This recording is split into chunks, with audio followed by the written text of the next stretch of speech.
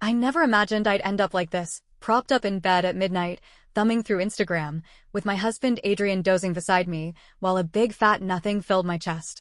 No spark, no warmth, just this quiet resentment simmering inside me, ready to boil over any second.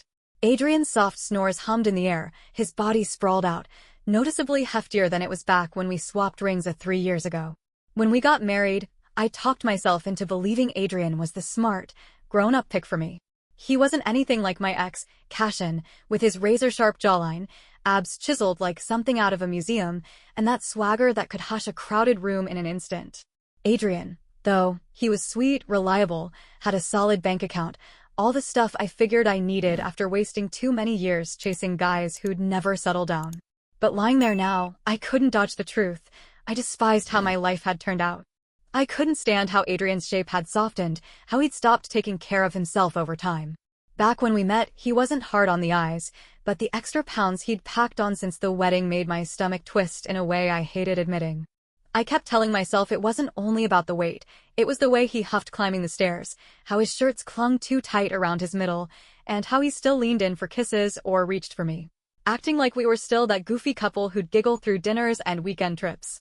We weren't that couple anymore, and I wasn't sure we'd ever find our way back. Adrian always had a stack of reasons ready to explain it all away. He'd grumble about how stressful work had gotten lately. He was clocking insane hours on this massive project at the office, he'd say, rubbing his eyes like that made it okay. His fast food habit? Just a quick fix because he didn't have time to cook something decent. Skipping the gym? He'd claim he was too wiped out after his long days. I didn't buy it anymore. I'd tuned him out completely. Every justification he tossed my way just felt like another shove pushing me further from him, and I'd already drifted so far physically, emotionally, in every sense that counted. The last time he tried to get close, I just rolled over, mumbling about being too beat to bother. Truth was, I couldn't even fake wanting him near me. The thought of his hands, soft and clumsy, on me made my skin crawl in a way I couldn't shake. I kept blaming him in my head, thinking if he really cared, he'd shed the pounds and turn back into someone I could want. But deep down, I knew it wasn't that simple. I just didn't want him, period. And the kicker? Cashin kept creeping into my thoughts, no matter how hard I tried to shove him out. I couldn't stop picturing the life I might have had if he hadn't ditched town for some shiny new job. I didn't love him, at least, that's what I kept repeating to myself, but he was still the yardstick I measured every guy against, Adrian included. Next to Cashin, Adrian didn't even come close, not once. I shut my eyes and let out a long breath, feeling the weight of it all settle in. Marrying Adrian had seemed like the right call back then. He was a decent guy, worked hard, treated me well, built the kind of life I'd always pictured wanting. But that life didn't cut it anymore, and if I was real with myself, it probably never had. This resentment gnawing at me wasn't something I could keep locked up much longer. It was starting to leak out. At first, it was small stuff, an eye roll when he droned on about his day, a snarky jab about his food choices, or a forced half-smile when he floated the idea of a date night. Over time, though, my irritation grew teeth, sharp words, and biting comments I didn't even try to soften. One evening, Adrian shuffled in later than usual, lugging a bag of takeout and looking like he'd been run over by his day. "Hey, babe, I picked up that tie like since I figured you wouldn't want to cook," he said, flashing a worn-out but hopeful grin. I barely flicked my eyes up from my phone. "Maybe if you didn't hit the takeout line every other day, you wouldn't be huffing and puffing all the time," I tossed back, sarcasm soaking every word. I didn't even glance his way, too busy scrolling Instagram, liking pics of my friends' picture-perfect lives. Adrian went still, that grin fading fast. "I just wanted to do something nice," he murmured, setting the bag down on the counter. "Well, maybe do something nice for yourself for a change," I snapped, still glued to my screen. "You can honestly think eating like that's doing you any favors." The silence that hit after was thick and heavy. Adrian didn't push back, he never did. Adrian just scooped some food onto a plate and disappeared into his office, leaving me alone with my phone and a nagging pang of guilt twisting in my gut. Every day, the gap between us stretched a little wider, like a crack in the ground you don't notice until it's too big to step over. He'd started holing up in that home office more often, muttering about deadlines he had to hit, and honestly, I didn't mind one bit. I liked having the breathing room. I kept myself busy with shopping sprees and spa afternoons, slapping it all on the credit card Adrian cleared every month without a peep. I figured I'd earned it, didn't I deserve a little joy in my life? But even as I swiped for fancy clothes and high-end face creams, this empty ache clung to me, whispering that something big was still missing. I'd sit at brunch with my friends, flipping through pics of ripped couples lounging on beaches, and wonder why my world didn't match those glossy shots. Why couldn't Adrian have those abs, that sharp look in a perfectly tailored shirt? Why didn't our marriage glow like the ones plastered all over my feed? That frustration finally hit its peak one night when we were getting ready for a friend's dinner party. I was in front of the mirror, smoothing out my dress and touching up my lipstick, while Adrian fumbled with his shirt buttons, struggling to make them meet. I spun around, my frown deepening, and blurted, "Really, Adrian? That shirt's way too snug. Can't you find something that actually fits you?" His face turned red, but he just nodded quietly and trudged back to the closet to dig out another option. I rolled my eyes and muttered, "Unbelievable," under my breath, irritation bubbling up like it always did lately. At the party, I found myself drifting toward the charming, fit guys in the room, laughing at their stories, tossing compliments their way, while Adrian lingered by the snack table, looking lost and trying to chat with people who barely gave him the time of day. I didn't care one bit, how could I, when I felt so robbed of the life I thought I'd signed up for. On the drive home, the car was dead quiet until Adrian finally spoke up, his voice worn but steady. "Celeste, what's happened to us, to you? I get it, I've packed on some pounds and work's been eating me alive, but do you even care anymore?" I didn't even pause. Care about what, Adrian? That you've stopped trying? That I'm stuck acting like everything's okay when it's not? I married you thinking you'd be someone I could count on, but you've turned into this. He went silent, and the air felt thick, almost choking, but a tiny spark of triumph flickered in me. I'd finally unloaded what I'd been holding in. Maybe now he'd wake up and fix things, though a quiet little voice in my head warned I'd just stepped over a line I couldn't walk back. It all came to a head on a Thursday night. Adrian had dragged himself home after a brutal 12-hour shift, probably hoping for a shred of warmth. Me? I wasn't in the mood to chit-chat, let alone play the doting wife. I was sprawled on the couch, scrolling my phone, legs tucked under a cozy blanket. "Hey," he said, forcing some cheer into his tired voice. "What if we hung out tonight? Maybe pop on a movie or just kick back together?" It was soft, almost timid, like he already knew I'd shoot him down. I didn't even glance up, just mumbled, "I'm wiped out, and I've got yoga early tomorrow." He stood there for a beat, then tried again. "Okay, but it's been a while, Cece. I miss feeling close to you." That made me look up. I dropped my phone and arched an eyebrow, staring at him like he'd lost his mind. "Close to you, Adrian? For real?" I let out a dry, bitter chuckle. "Have you seen yourself lately?" His expression crumpled. "What's that supposed to mean?" I stood up, folding my arms tight across my chest, and let him have it. "It means I'm not interested, I can't be." "You've let yourself slide. Adrian, you're unrecognizable now. You think I can still be into this?" "Into you." He blinked, floored. "Celeste, I know I've gained some weight, and I haven't been on top of my game, but isn't love about sticking it out together? I've been killing myself on this project at work. It could set us up down the road. I'm stressed out, but I'm trying. Don't you get that?" My laugh came out harsh, almost mean. "Trying, Adrian? Trying doesn't cut it. You've been chowing down on takeout and dodging the gym for months now." I wasn't about to let Adrian pin this on his job. "Don't point the finger at work," I told him coldly. "This is on you." His jaw clenched tight, and I could see the hurt flashing in his eyes as he shot back that my version of love seemed to boil down to flat stomachs and strict diets, nothing deeper than that. I just shrugged, my voice like ice, not giving an inch. I laid it out plain and simple. I can't stand the thought of being close to someone who looks the way you do now. For 8 months, Adrian, 8 whole months, I've been dodging you with excuses because I couldn't stomach saying it outright.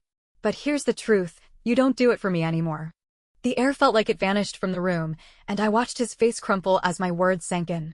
He stared at me, eyes searching mine for even a hint of the person he thought he'd married, his voice shaky as he tried to reason that marriage wasn't about tearing each other down for flaws. It was supposed to be about love, patience, and cutting each other some slack. I let out a scoff, brushing him off. "Slack? Maybe you should have considered that before you turned into someone I'm ashamed to even glance at. Heck, even cash in." I cut myself off, but the damage was done. Adrian's eyes narrowed, catching the name like a lifeline. "Cashin? You're dragging him into this now." I hugged my arms tighter around myself, walls up high, and snapped that Cashin at least kept himself together. He wasn't flawless, but he looked like a guy you'd be proud to have on your arm. Adrian just stood there, silent, soaking in what I didn't say as much as what I did. He'd never measure up, and maybe he never had. Without another sound, he turned and headed to our bedroom, closing the door with a quiet click that felt louder than a slam. I flopped back onto the couch, grumbling to myself about how over the top he was acting, then grabbed my phone and started swiping through pics of chiseled guys with abs for days, my annoyance simmering into something hotter. Why couldn't Adrian just pull it together? Why couldn't he be the guy I needed him to be? That night, while I slept, Adrian lay wide awake, my harsh words looping in his head like a song he couldn't shake. He kept thinking about all the effort he'd poured into keeping me happy, long hours, sacrifices, and how it didn't seem to count for anything. But instead of boiling over or hashing it out, he made up his mind. No more arguing, no more pleading for my affection. He was done trying to prove himself to me with words. He decided to start small, taking charge in ways I wouldn't even clock. He swapped out his greasy takeout for home-packed lunches, ditching the fast food I always ragged on him for. That old treadmill in the garage? He wiped off the dust and set his alarm an hour earlier, pounding out runs before his marathon days at work. He even started Googling therapists, something he'd never pictured himself doing, but now it felt like a lifeline he couldn't ignore. I didn't catch on, or if I did, I didn't care enough to mention it. I was too caught up planning my next shopping haul, lost in a haze of perfect Instagram filters and daydreams that never touched reality. But Adrian felt the shift, and for the first time in forever, a tiny glow of hope flickered inside him, something he hadn't tasted in months. The changes crept in slow but sure, his shirts hung a little easier on his frame, and he noticed he could tackle the stairs without gasping for air. He was proud of himself, even if he kept it under wraps, hoping maybe I'd spot the effort and say something. But I didn't. If I saw it, I kept my lips zipped, offering no pat on the back, no little nudge of support. Instead, my digs got meaner, sharper, like I was mad he even had the nerve to try. One Saturday night, we ended up at a dinner party with my friends, another event I'd dragged him to, though he didn't complain. Those nights used to be fine, but lately, they'd turned into a stage for me to flaunt how fed up I was with him. That night was no exception to the usual routine. I was perched on a bar stool, sipping wine and spinning some over-the-top tale about life at home, playing it up for laughs. Adrian was off in the kitchen, quietly piling food onto his plate, when I tossed out a jab. You know how Adrian is. He's like a greedy little piglet whenever a buffet's in sight. I practically have to yank him away. The room burst into chuckles, and I soaked it in with a smug grin. I didn't see him freeze, but I caught the way his shoulders stiffened as the laughter echoed around us, everyone feeding off my quip. One of my friends tried to soften it, saying I shouldn't ride him so hard since he's got a solid job, at least. I just snorted and flicked my wrist like it didn't matter. Sure, a paycheck's nice, but what's the point if the guy cashing it looks more like a barnyard hog than a man? I mean, he's practically a walking farm animal these days. I laughed hard, and the group piled on, their giggles ringing in my ears. Adrian felt like the ground had caved in beneath him. He stood there, plate in hand, eyes locked on the wall as I kept running my mouth. Seriously, sometimes I catch a glimpse of him and wonder what on earth I was thinking. He's supposed to be strong, in shape, someone you'd be proud to have by your side, not a guy who's clearly checked out of life. The laughter rolled on, but to him, it blurred into a dull hum, and he finally set his plate down and slipped out to the patio, craving fresh air and a moment to clear his head. Later, after we got home, I didn't even clock the mess I'd made. I kicked off my heels, flopped onto the couch, and started scrolling my phone like it was any other night. Adrian sat across the room, hands locked together tight, stewing in everything he'd heard. He'd hit his limit. My words weren't just a random snap. They were a glaring warning sign he couldn't brush off anymore. He broke the quiet, his voice low. Celeste, do you even get what you said tonight? What you've been saying for months? I barely flicked my eyes up, already bored. Oh, Adrian, don't be such a baby. It was just a goof. He echoed me, steady but firm. A goof? You called me a pig in front of everyone, likened me to livestock. That's not funny, that's mean. I let out a big, dramatic sigh. Oh, come on, if you're gonna get all weepy about it, I'm hitting the sack. I stood and breezed off to the bedroom, leaving him there with the weight of it all pressing down.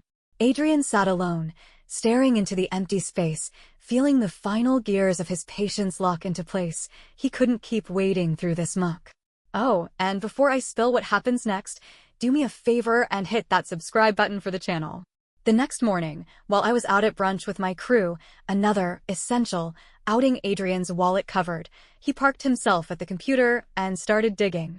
He pulled up divorce lawyers, financial advisors, everything he'd need to cut ties clean and clear. Then he opened our bank statements, and his gut twisted hard. My spending had been like a faucet left wide open. Fancy purses, spa days, boutique workout classes I didn't even show up for. The monthly tally made his head swim, and that's when it clicked. He was footing the whole bill, nearly every dime from his paycheck, while my part-time gig was more of a pastime than a pitch-in.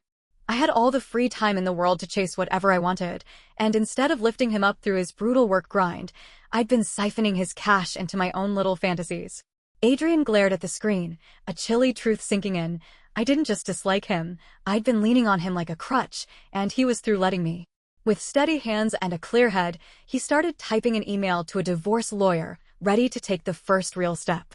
I didn't even realize it yet, but everything I'd done had already torched our marriage. Adrian was just waiting to dot the I's and cross the T's. He didn't mess around once he'd made up his mind. By the time the week was out, he'd sat down with a divorce lawyer and mapped out his next steps, not just to ditch me, but to shield himself from losing everything he'd busted his tail to build. He kicked things off quietly, setting up a new bank account I didn't know existed and funneling his paychecks there, out of my reach. The joint credit cards?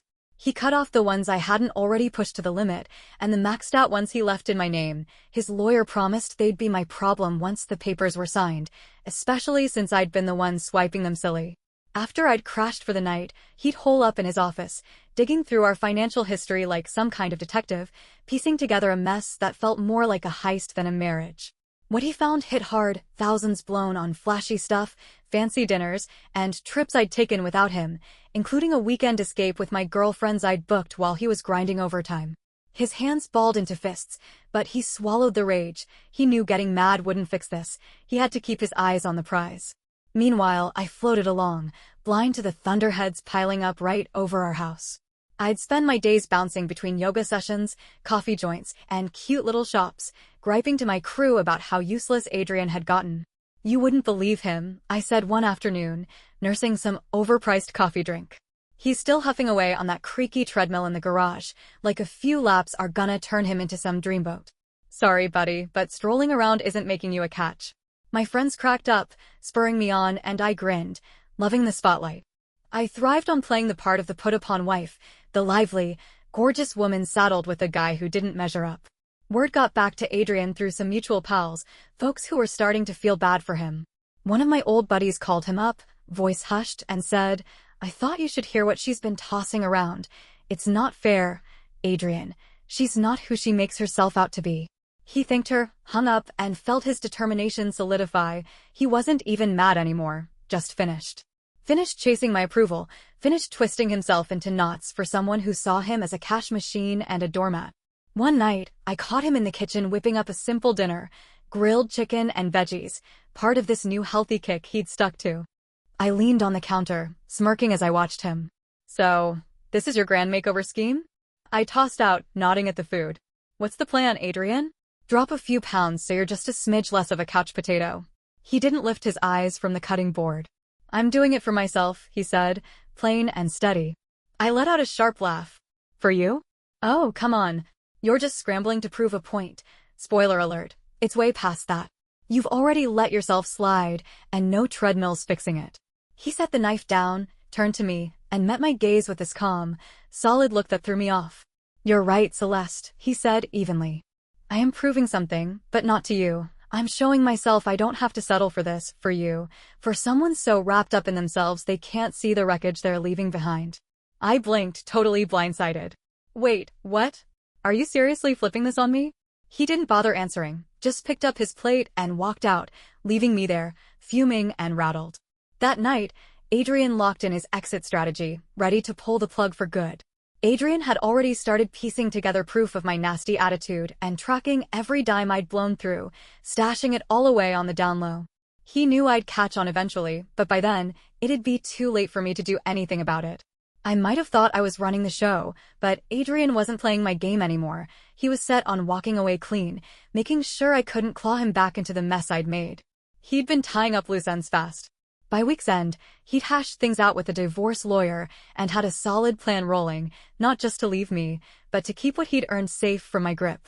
He took it step by step, opening a secret bank account I didn't know about and rerouting his paychecks there, out of my reach. The joint cards? He shut down the ones I hadn't already run into the ground, and the ones I'd maxed out he left for me to deal with. His lawyer said they'd be my burden once the divorce went through, since I'd been the one racking up the tabs.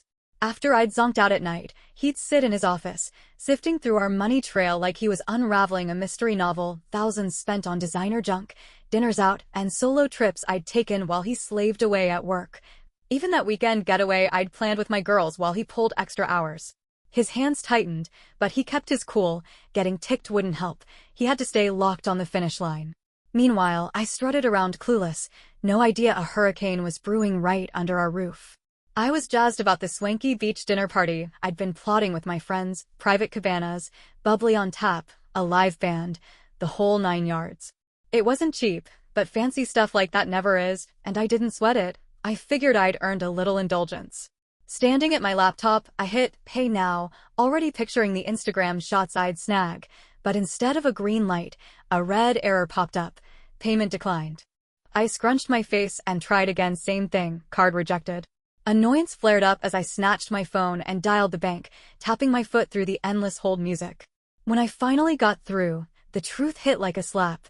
Adrian had shut the account down. What the heck? I grumbled, my frustration morphing into a full-on boil. I didn't need a map to figure out who'd pulled the plug. I slammed the phone down and started pacing, steam practically pouring out of me. When Adrian strolled in that evening, worn out from work and hauling groceries, I was primed for a showdown. I stormed into the kitchen, arms crossed tight, fury rolling off me like heat waves. Adrian, I hissed, venom lacing every syllable. Want to tell me why my card got declined today? He plopped the bags on the counter and met my glare with the steady, unbothered look. I closed it, he said, cool as anything. You what? I screeched, voice hitting the ceiling. Are you kidding me? You killed our account and didn't even give me a heads up. He let out a small sigh, leaning on the counter. It's not our account, Celeste. It's mine, the one I've been filling, the one you've been draining dry. My face twisted up, rage bubbling over. So this is your move now? Some petty payback because I won't get cozy with you? Your little tantrum for not getting any. Adrian didn't even twitch, just stared at me with this quiet, settled calm, like he'd already checked out. This isn't about punishing you, Celeste. It's about facing facts. We're finished. He reached into his bag, pulled out a tidy stack of papers, and set them between us on the counter. We're getting divorced. I gawked at the stack like it was a live grenade, my jaw flapping open and shut with nothing coming out for a second. Finally, I sputtered, what? What is this, Adrian? You're serious? You're dumping me over what? Because I call it like I see it? Because I want better from you. His face turned steely, and for the first time, I felt the full weight of how done he was. No, Celeste, I'm ending this because of how you've treated me. If you'd been a decent partner, kind, encouraging, you could have helped me through the rough patches, cheered me on to get in shape, stood by me like a teammate. He stepped closer, voice firm but even. Instead, you tore me down, embarrassed me, made me feel worthless, all while you burned through my money and lived it up on the life I broke my back to give us. You've got no remorse, no pride, no decency. My cheeks burned with shock and anger. You're making this way bigger than it is. You're just being dramatic. Adrian shook his head. I'm being real. This marriage is dead. You've shown me you don't respect me or give a darn about me, and I'm not sticking around for more. My shock flipped to panic as I eyed the papers. You've been cooking this up behind my back? How long have you been plotting this, Adrian? What kind of guide is this to his wife? He grabbed his keys off the counter, standing tall. The kind who finally knows he's worth more than this, he said. I'm done letting you shred me. Most of the money's already in a new account, and I'm out of here tonight. You can stay, but don't touch the scraps left in the joint one. You'll need them for a lawyer. I was floored, my brain scrambling. Where are you even going? I barked. His reply was steady, final. On a solo trip, far away from here, I've spent years pouring everything into you while you gave me nothing but headaches. Now, I'm picking me. With that, he walked out, leaving me rooted in the kitchen, those divorce papers staring up at me. I was too stunned to yell after him, for once. I saw the reins I thought I held had slipped right through my fingers. Adrian wasn't coming back. A month after that night, I stood in my half-bare apartment, gazing at the signed divorce papers that had officially cut the cord. The place felt hollow, just like everything else in my life now. Adrian was gone, and with him went his steady paycheck, his quiet endurance, the cushy setup I'd never bothered to value. Losing it all hit me harder than I'd ever guessed. At first, I thought my friends would have my back, tell me I hadn't messed up, that I was in the clear. They'd laughed at my Adrian jabs, egged me on when I vented. But now? They dodged me, their giggles swapped for cold looks and tough words. "You kinda dug your own grave here, Celeste," one said over coffee a week after it was final. "The way you trashed Adrian, no surprise he bailed. We should have called you out ages ago." Another didn't sugarcoat it. "You made a fool of him in front of everybody, shocked he stuck around as long as he did. What did you think would happen?" I tried to push back, but my excuses rang flat. I could tell they pinned this on me, and maybe they weren't wrong. For the first time, I started wondering if I'd crossed a line, if I'd really driven him off, but I shoved the thought down. No use crying over it now, right? Life alone slammed me fast. Bills stacked up like a bad joke. The cards I'd leaned on were tapped out, and without Adrian's cash, I had no cushion. I had to pick up extra hours at my part-time gig, which I couldn't stand. It wasn't just the work, but knowing I couldn't keep up my old lifestyle without him bankrolling it. The apartment's silence got to me too. It screamed what I'd thrown away. I missed having someone there, someone who handled stuff while I did my thing. Adrian had always been that guy, even when I didn't see it. Now, I was flying solo, and the loneliness weighed heavy. About 2 months after we split, I ran into Adrian while out running errands, looking frazzled and beat. I spotted him by the grocery store produce, picking over apples, and froze. He didn't even look like the same guy. His back was straighter, his clothes hung right, his face sharper, highlighting angles I'd never clocked before. He looked good, better than good. I hesitated, then stepped up. "Adrian," I said, aiming for breezy. He turned, face blank, unreadable. "Celeste," he replied, polite but miles away. "What are you doing here?" The stiffness in his voice stung, like we were nobody to each other now. "Just picking up some stuff," I mumbled, feeling the awkwardness settle in. I couldn't help but notice how different Adrian looked that day in the store. "You've changed," I said, trying to sound casual. He nodded, calm as ever. "Yeah, I've been focusing on myself. It feels pretty great, to be honest." I forced a smile, but it felt stiff, unnatural. "You look amazing, really," I added, hoping for some kind of warmth back. He didn't bite, just gave me a small, clipped smile and said, "Well, I've gotta run. Take care, Celeste." Then he turned and left, leaving me standing there, feeling tinier than I ever had in my life. Over the next few weeks, Adrian kept creeping into my thoughts. I couldn't shake him. I started peeking at his social media, something I hadn't bothered with since we split. There he was, posting pics of his gym progress, shots of healthy dinners he'd whipped up, even grinning with new buddies he'd made along the way. Seeing how much better his life looked without me in it? That cut deep. He was blooming, while I felt like I was stuck in quicksand. For the first time, it really hit me what I'd let slip away. Not just his steady paycheck, but the way he was always kind, patient, strong in this quiet way I'd never appreciated. I'd spent so long knocking him down that I'd missed how good he'd been all along. Desperate, I fired off a message one night. "Adrian, I'm sorry for everything. Can we maybe talk sometime?" His reply came fast, but it was ice cold, matching that distant look he'd given me at the store. "There's nothing to say, Celeste.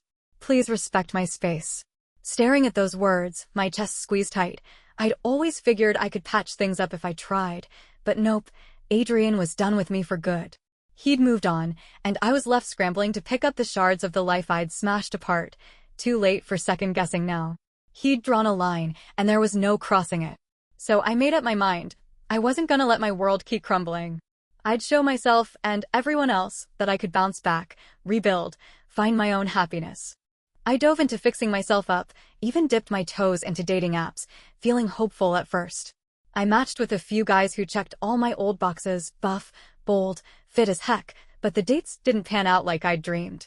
One guy flat out told me over drinks, "You're cool, but I need someone who's as serious about the gym as I am." Another bailed early, saying, "I just don't think we click." Each rejection stung, chipping away at the confidence I was clawing to build back. It was a new kind of hurt.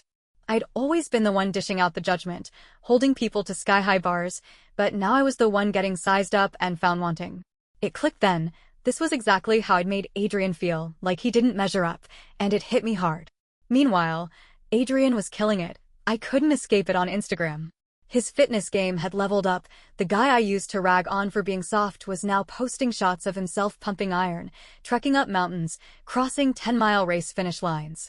His posts racked up likes and cheers, and I'd be lying if I said I didn't feel a twinge of envy. But it wasn't just his body that got me. He ditched his soul-crushing job and launched an online gig, some product that took off quick. His updates were all sunshine, sharing wins about his growing hustle and thank yous to the folks rooting for him. He looked happier than I'd ever seen him. Chill, sure of himself, totally at home in his own skin. I'd find myself scrolling his page late at night, staring at his pics, rereading his words over and over. I couldn't stop wondering what might have been if I'd been there for him, cut him some slack, been kinder. Maybe I'd still be part of it. Maybe I'd be the one he'd celebrate with, laugh with, lean on after a long day. Instead, I was alone in my quiet apartment, watching the guy I'd brushed off as not enough turn into everything I'd ever wanted in someone, and I'd blown it. For the first time, I got it. Adrian wasn't just a safe bet or a nice dude. He'd always been more, and I'd been too blind to see it. Now, as I watched him carve out a life full of meaning and joy, the truth sank in like a stone. I didn't just lose him, I lost the best thing I'd ever had, and there was no rewind button. Hey, if you liked this story, do me a solid and subscribe to the channel. I hope it leaves you in a great mood and wishing you all the luck in the world.